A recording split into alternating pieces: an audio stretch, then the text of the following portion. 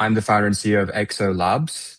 And like you said, we've been doing stuff with Mac Minis long before uh, OpenClaw was around. And to be honest, I didn't expect um, the rise of like people buying Mac Minis to come from this place. I thought the catalyst would be people wanting to run models locally. What we do is we make it possible to run frontier AI locally on consumer hardware. So not just Macs, but also other kinds of consumer hardware. We're trying to drive down the barrier to running the most capable AI models. So we currently have like the cheapest, most accessible way to run Kimi K2.5 on two Mac Studios. And we're working across the whole stack. So we're working on the model layer, the distributed algorithms as well that are very different when you're working with consumer hardware, and also like lower level like kernels. And our goal is basically to make frontier AI accessible to anyone to run on their own hardware.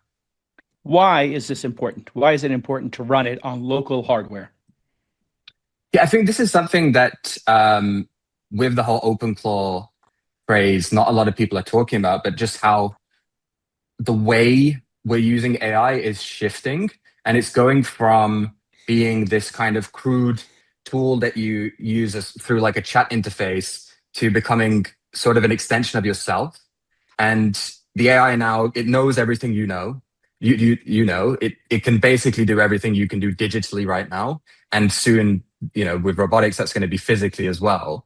And at that point, it's more of an exocortex. So it's not just this like tool that you talk through a chat interface, but it's this thing that's actually part of yourself.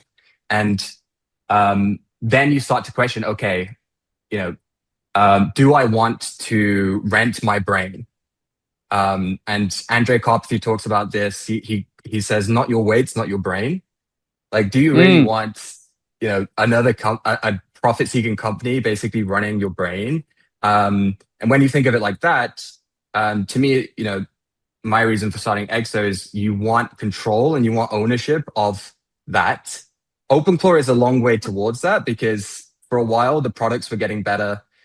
These closed source, like the models are largely like commoditized, and there's a pretty thin API layer to interacting with them. So the switching cost is quite low.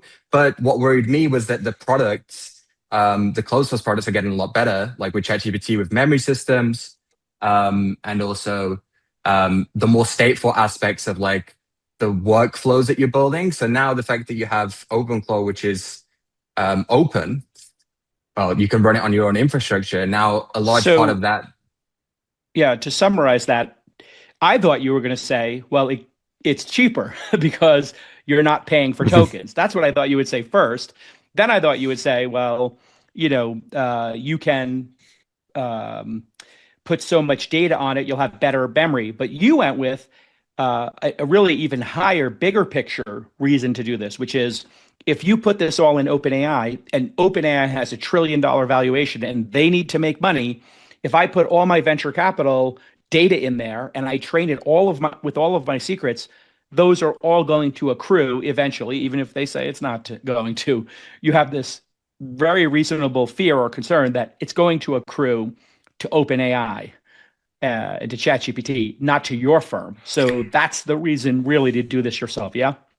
In your mind, Alex? Yeah, I think that there's a nuance there of just like, I actually don't believe in sort of the privacy argument so much of like, I think at least for consumers, we're already putting our data into platforms and we're completely fine with that. But it's more about the sovereignty aspect and actually having control of it. So how easy is it for you to switch? How easy is it for you to like, if the model's changing under your feet, how much control do you actually have?